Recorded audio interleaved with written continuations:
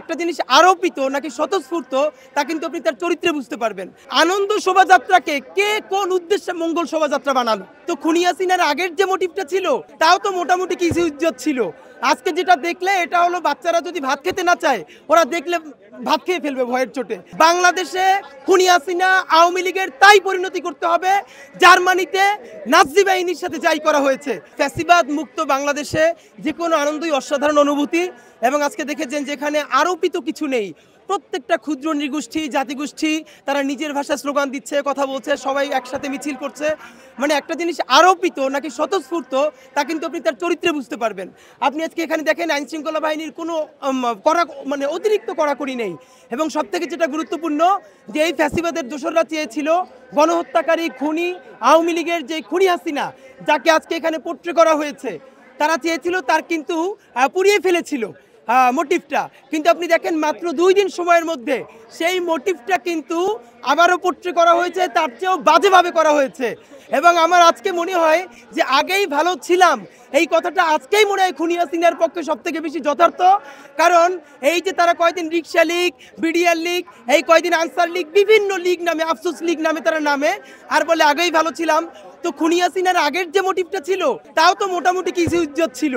আজকে যেটা দেখলে এটা হলো বাচ্চারা যদি ভাত খেতে না চায় ওরা দেখলে ভাত খেয়ে ফেলবে ভয়ের চোটে। এই জন্য বলবো এই মোটিভ ধ্বংস করা যাবে না, সবাই ঘরে ঘরে বাঁধায় রাখতে হবে। বাংলাদেশে খুনি হাসিনা আওয়ামী লীগের তাই পরিণতি করতে হবে জার্মানিতে নাৎসি বাহিনীর সাথে যাই করা হয়েছে।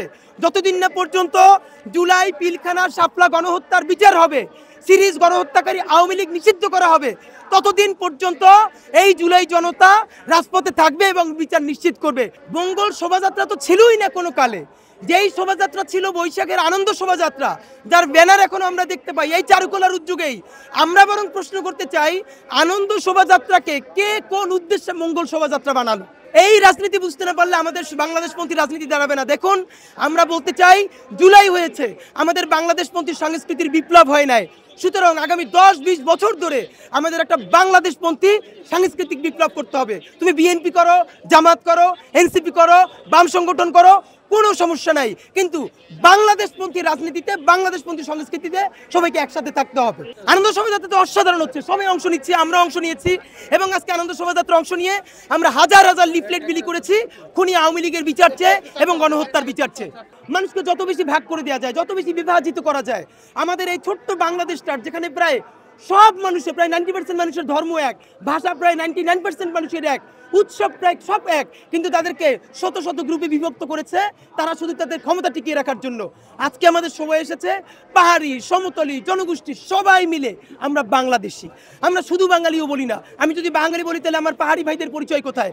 সবাই মিলে যে বাংলাদেশি, সেই বাংলাদেশের আজকের যে আনন্দ শোভাযাত্রা অসাধারণ লাগছে, এটাকে জারি রাখতে হবে ইনশাআল্লাহ।